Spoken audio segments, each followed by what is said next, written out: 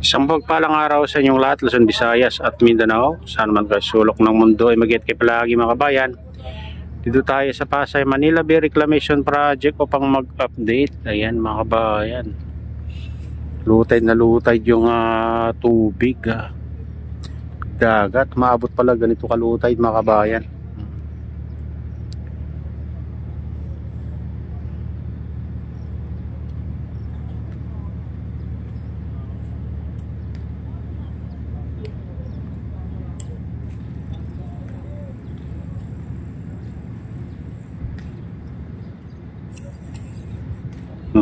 Ayan yung pipe na ginagamit nila.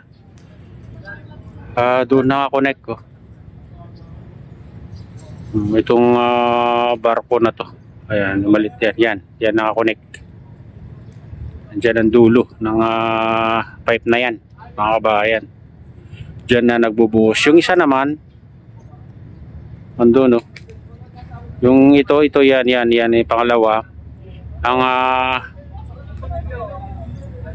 doon naman sana nakakonect dito sa dredging vessel na yan mga kabayan. Ayan no. Yung may orange. Doon nakakonect yung barko na yan. Diyan din nagbubuhos. Kasalukuyan na ngayon mga kabayan, nakikita natin na tatambak doon no. Yan. Sige, silipin nga natin kung maabot.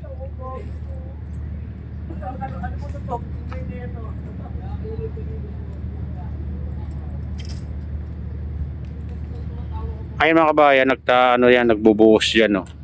Yan, pangalawa. Kitang-kita yung tubig na may buhangin. Ayan. Pero ang layong pinanggalingan mga kabayan, nasa kalagitnaan no. Ayan, post natin.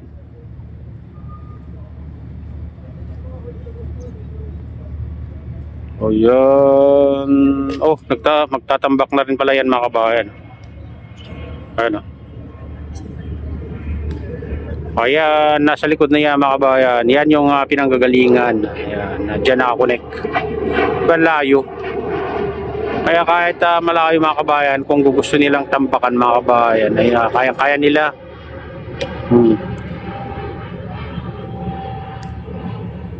Naman.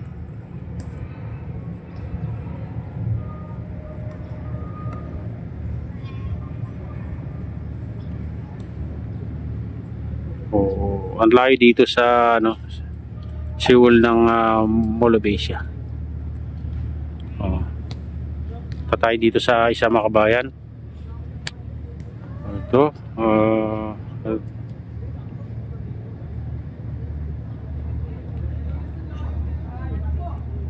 ayan naman mga kabayan, ito yung pipe na nakonek sa kanya. Ito yung pipe papunta naman dito. Yan, kung makita nyo itong nakalutang na pipe na to. Parang rubber. Ayan, dredging vessel yan mga kabayan. Yan, dyan nakakonect mga kabayan itong pipe na yan, dyan sa dredging vessel na yan. Yung tinambak dyan, ayan, kinukuha yung ibang kasi parang ididiretso na yan mga kabayan dun. Lalagyan na ng kanal na malaki, parang kanal na malaki dyan sa likod ng Sofitel Hotel at saka sa Lime Resort sa Hotel mga kabayan. Ayan, dredging vessel na yan ay kumukuha ng buhangin dyan. At yung itambak din siguro dyan mga kabayan. At pinapalalim din. Siyempre daanan ng tubig galing Baklaran yan mga kabayan, kaya hindi pwedeng yan, kaya pinapalawak din nila. Baka sa susunod na araw makikita natin na may siwang na dyan mga kabayan, dyan sa kasi nandun yung isang dredging vessel yung orange na yan.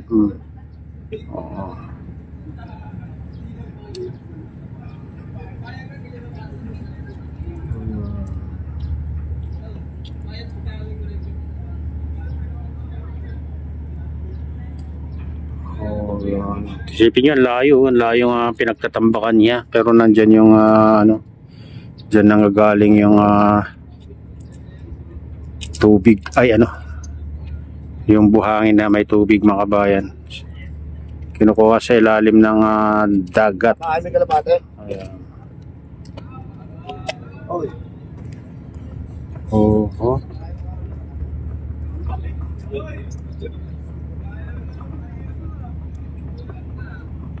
Ito yung pinakamalaking ano, island. Sabi nila kay SM din daw yan mga kabayan. Ayan. Yan ang naririnig natin. Ang lawak yan mga kabayan na pag ewan ko lang kung mayroon ng 360 hectares yan kabuuan niya.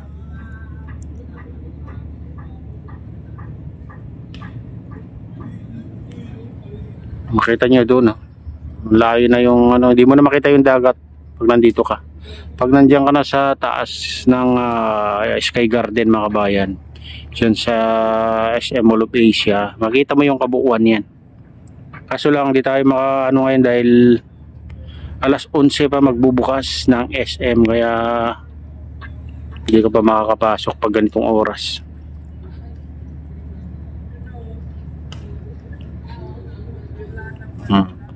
Walang ano ngayon na barko na nagtatambak dito sa malapit mga kabayan. Mayroon lang tayong ano, natatanaw din ng mga barko na sa kalagitnaan pero naka-standby. Yan, yung barko na yun na malalaki na yan.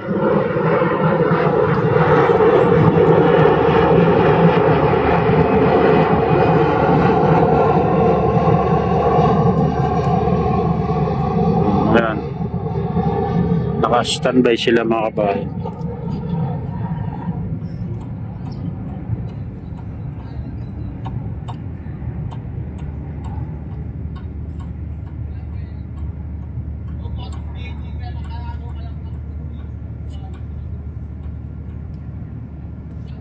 Layo dito sa fuel ng MOA.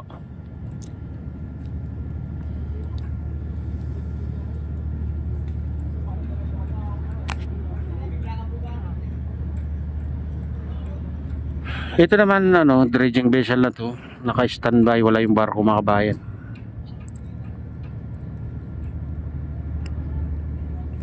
Ayan.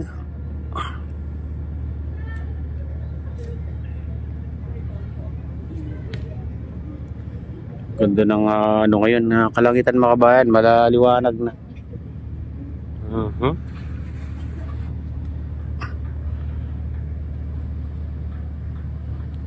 Ayan, silipin natin dito sa pinakadulo, kabilang dulo ng tapat ng MOA mga kabayan. Ayan.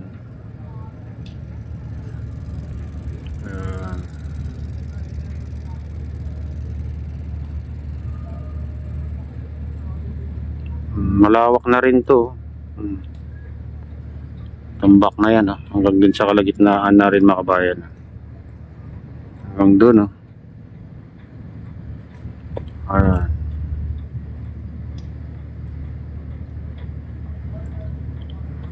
Ayan. Hanggang dyan sa barko na yan yung tambak din dyan mga kabayan. Ito dyan.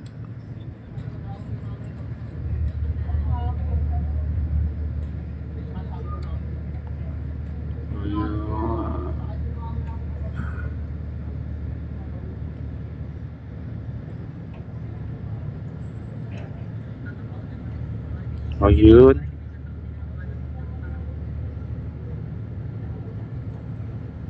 May mga kagamitan na rin sa ano, ibabaw. Ayan, hanggang dyan mga kabayan. Tapat ng dulo rin ng MOA yan mga kabayan. Ayan. Yan building na yan, iba na yung maaari dyan.